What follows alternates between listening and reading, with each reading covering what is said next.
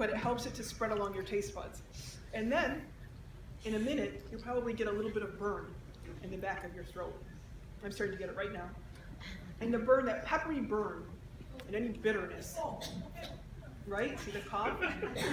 So those are the polyphenols. Those are the polyphenols doing their job. And that's what's helping you. If you drink an olive oil and it doesn't have that burn, it's not helping you for all of those things that I talked about in the PowerPoint. So that's a good thing to remember.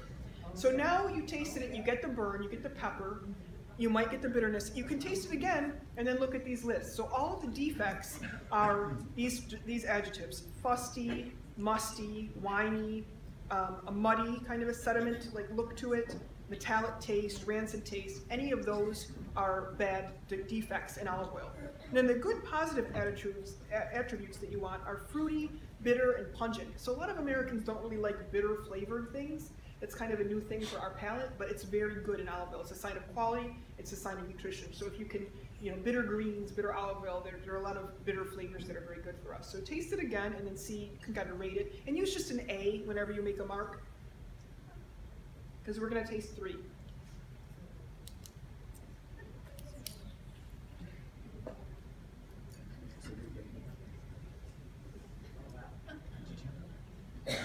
And then we can start with the B now, Tomato, if you want. You got it? Any comments about this one? You're getting any flavors or any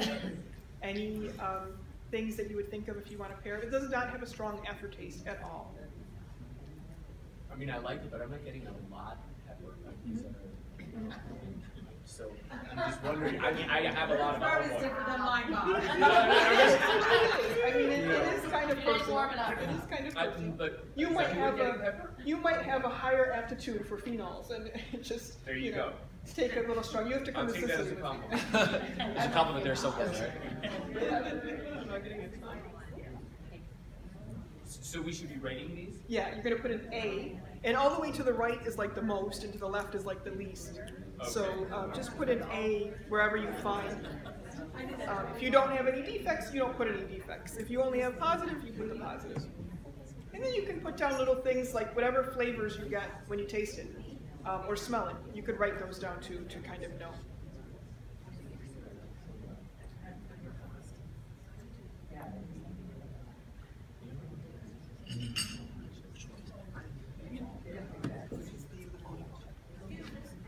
Are you supposed to eat oil?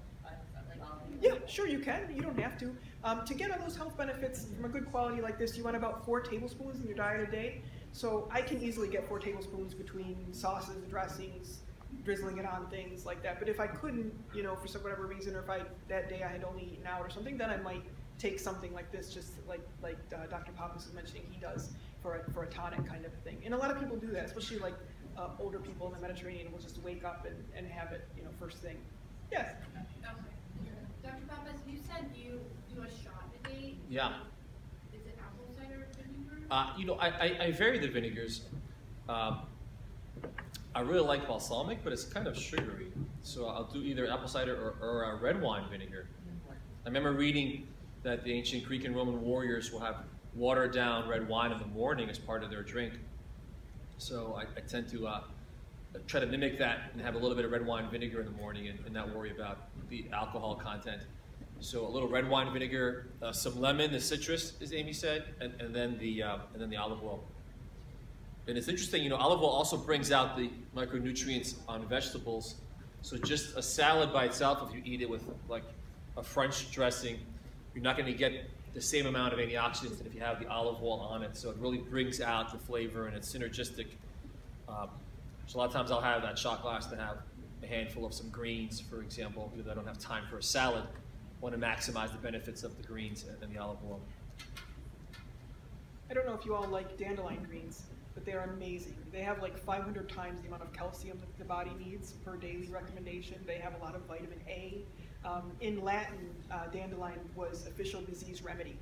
So I push dandelion tisanes, dandelion greens, anything you can get dandelion is a really good thing. So now we can taste this as B. Why would you not just eat olives? You can also eat olives. Sure. You have to eat a lot of them though to get the same amount of what you get in olive oil. But olives are a great thing. Good quality olives are very good. Sure.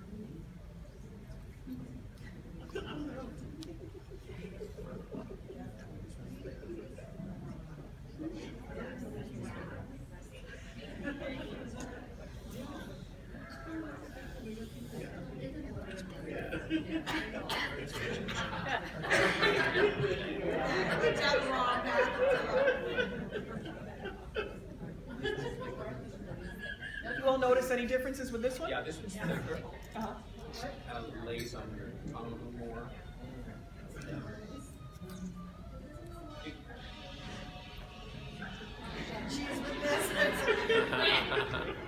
There is a great buffet over there. Please take advantage of it. Chef Xavier and his team and put a lot of time into it.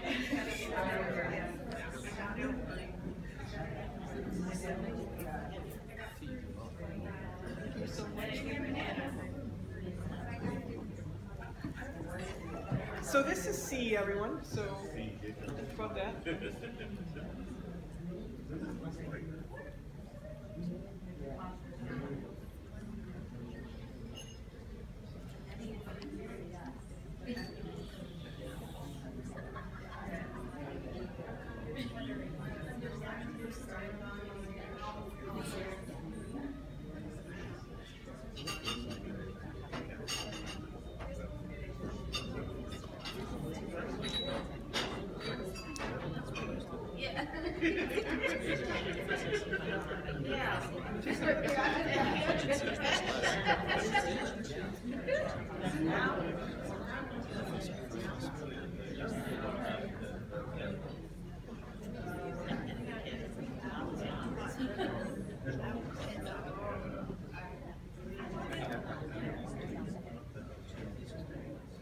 Y'all notice a difference with that one? Yeah. Uh-huh. More grassy. Yeah, I got grass. Not More like grass. fruit, I think, too. And we're not supposed to be looking at color, but the color was much lighter.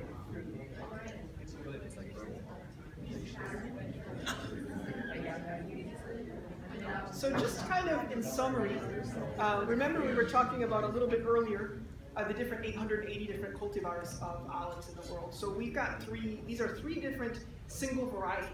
Now in the world of olive oil, and to be quality, it doesn't have to be single variety, there could be a beautiful blend. But it's nice if they list which ones they blend, because then again it's more traceable than if they don't. Where we are right now in industry, if it's single variety, we can trace it better. So that's a thing. But it doesn't mean by itself that it's better quality. In Greece, in Italy, in Spain, and Morocco, they have blends that are wonderful. But we just chose these three today. So the first one that we did is a Laconico from the Laconia region of Greece. That was A. The Karoniki olive is from there, and it's produced within that region. So it's a single variety, 100% Koroniki. That's spelled K-O-R-O-N-E-I-K-I. That's the easiest Greek olive oil to find in the United States. You can get it even at Trader Joe's, Koroniki olive.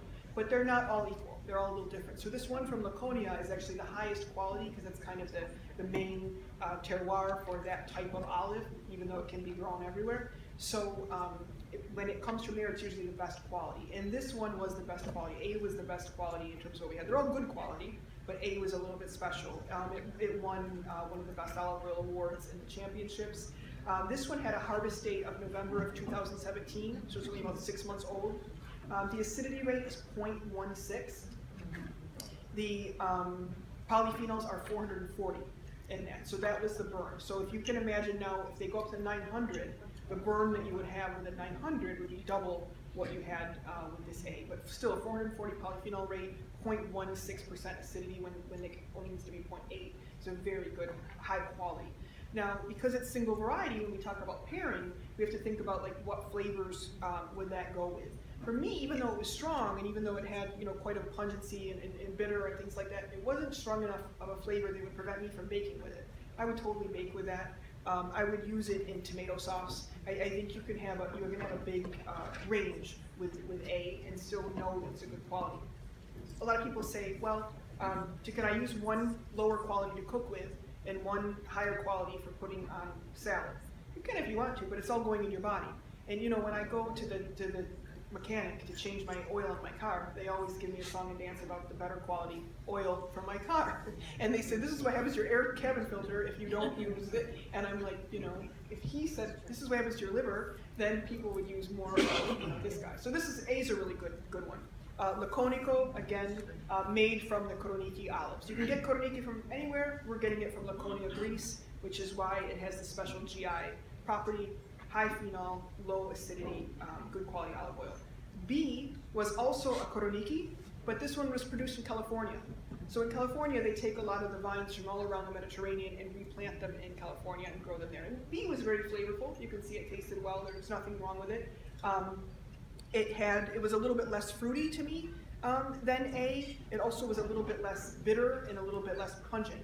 But I think it's a good quality, like all-around olive oil. You could use it in most Mediterranean recipes. So like, I think whether you're doing Greek or Turkish or Italian, this would go with a lot of their recipes. It wouldn't like counteract or be too strong for anything. So that's a good one. And the polyphenol rate in that one was 370. It also had a 0.16% acidity rate, so very low acidity. And then the third one we had was the Sevillano. So this is originally Spanish olive growing in California, and it was also from a California producer. For me, the C was much fruitier, had a very strong fruity component, a little bit less on the bitterness, a little bit less on the pungency, but very fruity. I think that would be great in salads, over fish, over any simple food that you want to just amp up with a little flavor of olive oil. You would really appreciate this Sevillano the best. Get this, the acidity rate is 0.08. So the lowest acidity of all in this third one. Single cultivar, the Sevillano, but it had a little bit lower of a polyphenol rate. So 243 polyphenols versus the 444 in others. So like now that you all know that, you can go to the grocery store, and if they sell a Koroniki olive oil, they tell you it's a lower acidity rate. You can know generally the polyphenol rate of the Koroniki is going to be a higher one. So that's a good one. In Sicily, they have Carolea, Biancolilla, Nocellara. These are all good high phenolic oils, high phenolic olives. And you can always research online, like just Google, you know, which ones, and if you're going to buy it at the store, then you know it'll have a little bit more bang for your buck kind of thing. So those are the tasting of them. And another trick I was telling Jose before we started, if you want to just put a little bit in a cup like this and put it in your refrigerator, and then see what happens to it the next day. If it looks like kind of all murky and funky and like not, you really wouldn't want to do anything with it, that's the good stuff. You just set it on the counter, and in 10 minutes it will melt and it will become like normal again, and you can use it.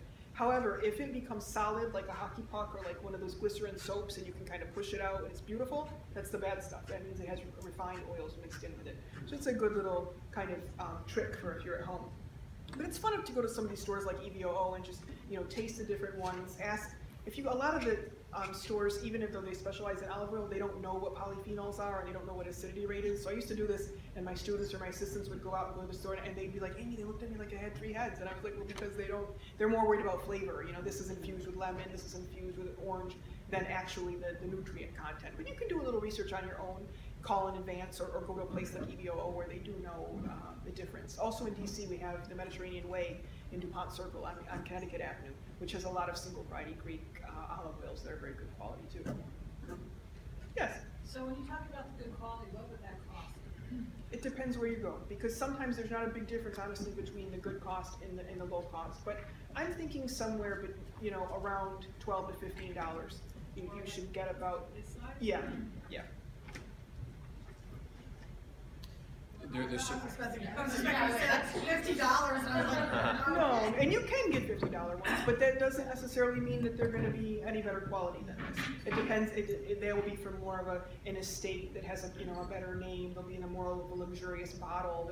There'll be less available of that olive. You know, like, almost like in the fashion world, like it's an exclusive. But does that matter for you for health reasons? It's more about marketing. I was going to say in regards to olive oil, my favorite new research about olive oil is that it's been shown to help protect you from the sun. So the more olive oil you take, the higher protection you have and the less ability to burn, which is very interesting. So the hypothesis is that why the Mediterranean cultures often can tolerate the sun more. So some pretty interesting research. Again, it just goes across the spectrum of olive oil. There's some new stuff now about dementia. So really, really exciting. Also, another source to get the antioxidants from olive oil, one is olives, of course, olive oil, but also olive leaf. So olive leaf tea, olive leaf extract are very high in the antioxidants that are found in olive oil as well.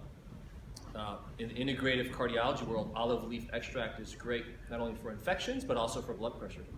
So olive leaf extract in a tea or in a capsule is very good for blood pressure as well. Nowadays in the food world, they talk about root to tip. You know, when you're growing a product and using everything from the seed to the top of the plant kind of thing. But it's the same thing with the olives. You can really use so many parts. And even in the Mediterranean, they collect the wood. You know, after it's not good anymore, and a lot of those olive branches will be used in the ovens, in the communal ovens and things like that to heat them to make this bread and the sweets. And so it's a sustainable process, but it's also a very helpful process for us. Yes. When you say that you bake with olive oil, is that in lieu of like margarine and butter? Exactly. Exactly. So if say you're making like a banana bread recipe, and there's a cup of butter that it needs, then you could use about 3/4 of a cup of olive oil in place of that cup of butter. You always want to use a little bit less oil than butter, regardless of the oil, but olive oil that. And then I try to, if the recipe, even if it doesn't call for vanilla, usually if I'm making a sweet, I'll add some vanilla to kind of go along and complement the olive oil flavor. So Yes. what's one of the tricks for a good snack that you can just have on hand and help you maybe make, like I have a few that I do on a regular basis. Like I steam artichokes and I put them in Ziploc bags, and then I have them as snacks during the week. Oh, yeah. And I find that most people in the United States, because my background is Latin and Italian, we eat a lot of artichokes. Right. And they're not expensive, and it's a great snack. Yes. Because I can usually split it with someone else with lemon, olive oil. They're full of antioxidants. Very easy. What do you suggest as a nice go-to snack? I think that's a tired great of snack. artichokes. Yeah, that's a great one, and hard to beat. But vegetables are good. You know, something like the crudité over here, that if people don't like raw, that it could be steamed, that they can bring it with them, or the nuts and the dried fruit. Like for everybody to kind of make up little bags that can just take and go of almonds, walnuts, figs, dates, those kinds of things that are ready to go are great. I love yogurt, Greek yogurt especially, because so much protein in it. You know, in a cup you get about 20 grams of protein. So that's about 1/3 of what we need in a day. So it's a significant amount with a little bit of nuts or fruit or something with it.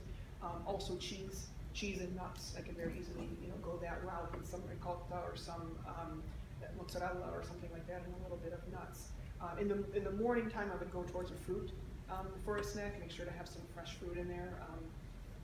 Many Italians have met just by being in this country and sitting down at a table and eating fruit, not knowing who they were. And people will say, "Oh, you're eating fruit at 11 a.m. You must be Italian." That kind of thing. So that's nice too. But especially people with diabetics, to make sure they have a little bit of nuts along with it, or some sort of protein along with it. But I think the artichokes are a great snack. And just to remember snacks, because for not all of us, everybody has a kind of a different makeup, but like for myself, I always have to have food all day long. I need to be having something. So to have those little nibbles ready to go is really helpful. And it makes you never get so hungry that then you lose control and you have to not be able to make it home to eat something healthy and that kind of thing. And it's so easy to make. Definitely, definitely. Artichokes are great. One of my favorite snacks is frozen berries with some coconut flakes. Frozen berries are equally nutritious to what you buy in a store, and last much longer, and are actually cheaper. So I'll often just take some frozen berries and some coconut flakes. I think one of the concepts with a food is, what is that glycemic index of that combination? Because it's never just isolated. You have that protein and that fat and the carbohydrates. And if someone's trying to lose weight, or if they're trying to create some energy, like for example, 2 hours before a workout, I might have something to eat. I like to combine a protein and fat and a carbohydrate. A lot of folks have just a simple carbohydrate for breakfast, for example, coffee with milk and sugar and some oatmeal or some berries, and there's no fat, there's no protein. Big jump in the glucose, in the hormone insulin, and then you can't lose weight, and then you're hungry in an hour. Versus if you added some fat and some protein. So I think nuts, as Amy said, coconut flakes, coconut oil is interesting. The avocado. One of my cousins loves to make an egg with avocado and feta cheese. So I think something quick and easy, of course, would be like the nuts or the coconut flakes. But try to think, does that food have some protein and some fat? If you're having cereal, for example, there's not a lot of protein in milk. You're having these grains, even if they're healthy grains, they may jump up your glucose. Quick energy, and then you have a drop, and then you're tired at a meeting at 9 o'clock. It's hard to stay focused.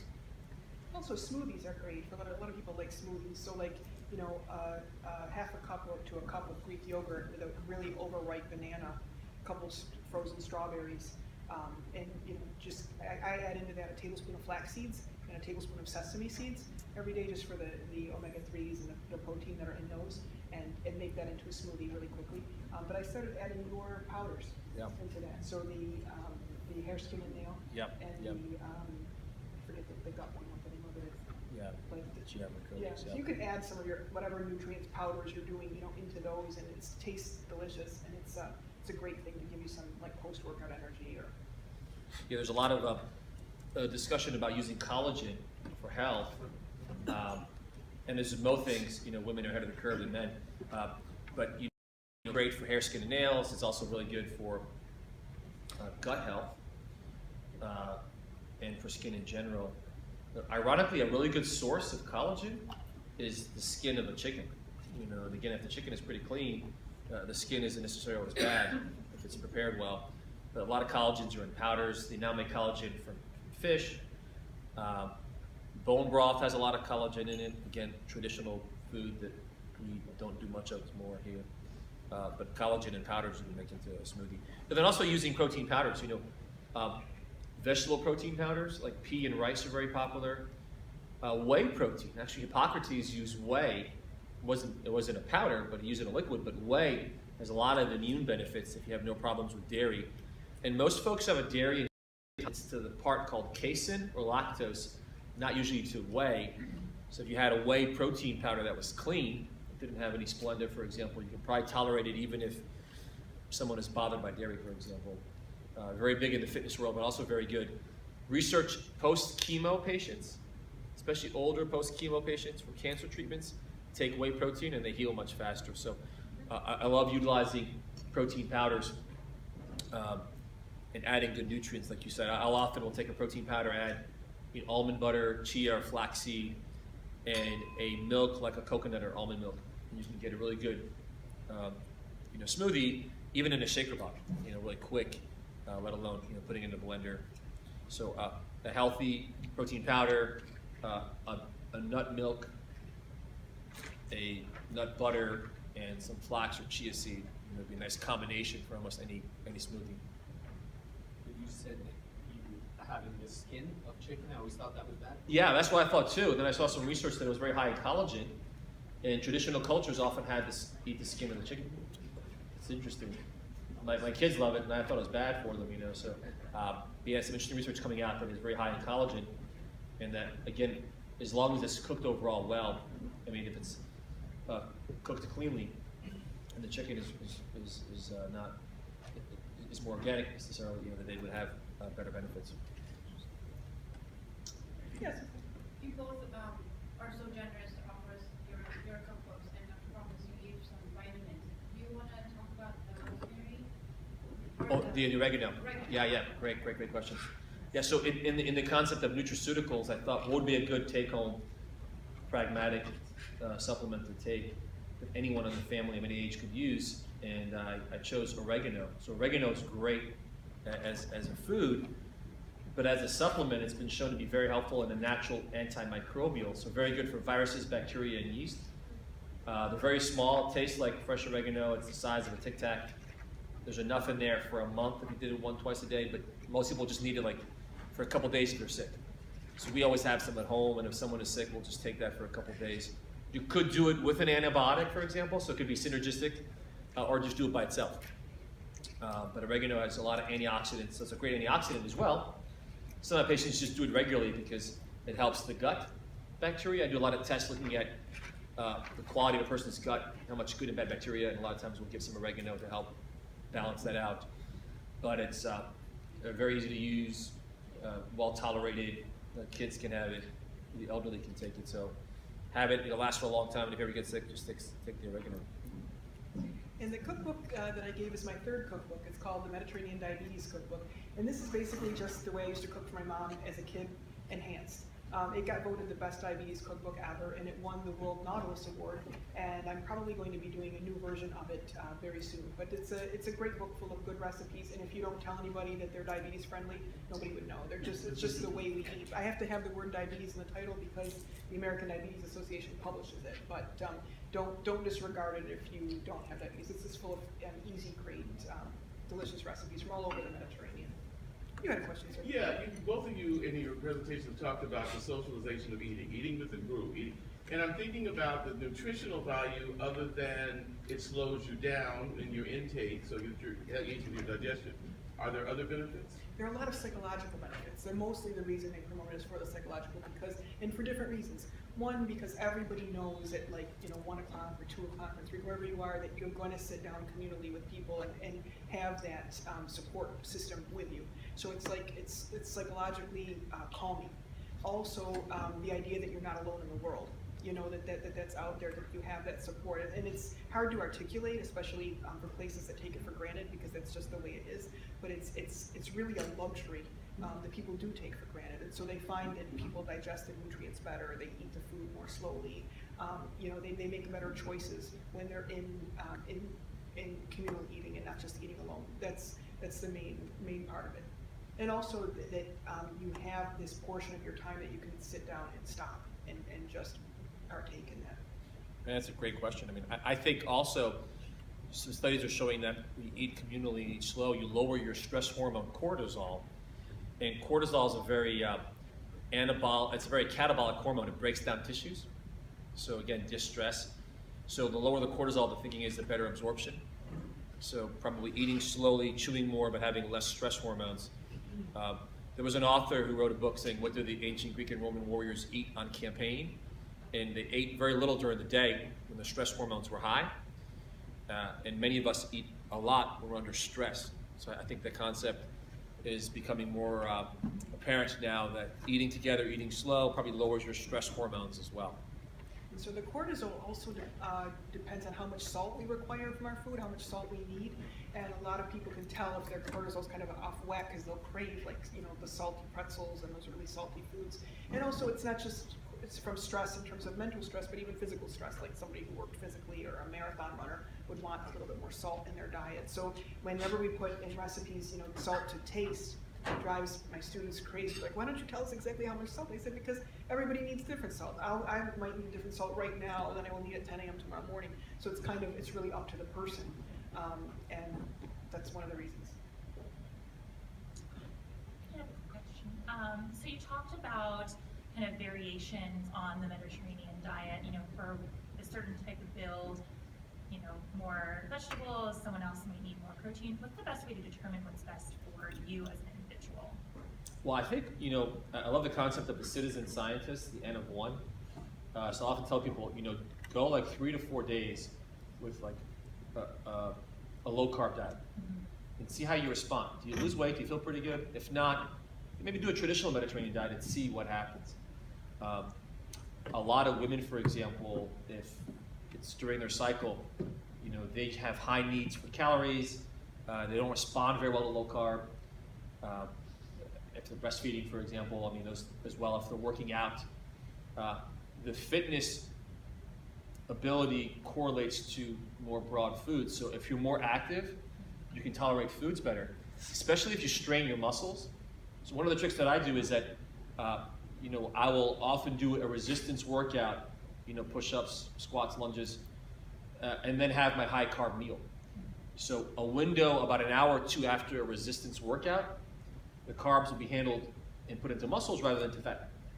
So I think the activity level, resistance work, and then how you respond. So 3, 4 days, even 5 days, if you do low carb, you don't notice an improvement. And improvement could be quote unquote water weight. I think that's very significant because water comes in when you're swollen. So a lot of women, there's some studies, women who do low carb lose weight, actually get more fertile, their hormones change, their estrogen comes down. So I would experiment. If there's somebody in the family that has diabetes, then most likely you're going to benefit from low carb. But if you're active and doing a lot of workouts, you probably can tolerate carbs more, then if we're, meetings all day and not working out for a week.